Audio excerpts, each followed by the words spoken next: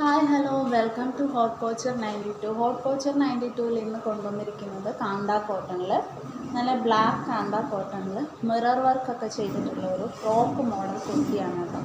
A line കുർത്തിയാണ്, frock മോഡലാണ് വന്നിരിക്കുന്നത്. പഫ് സ്ലീവാണ്.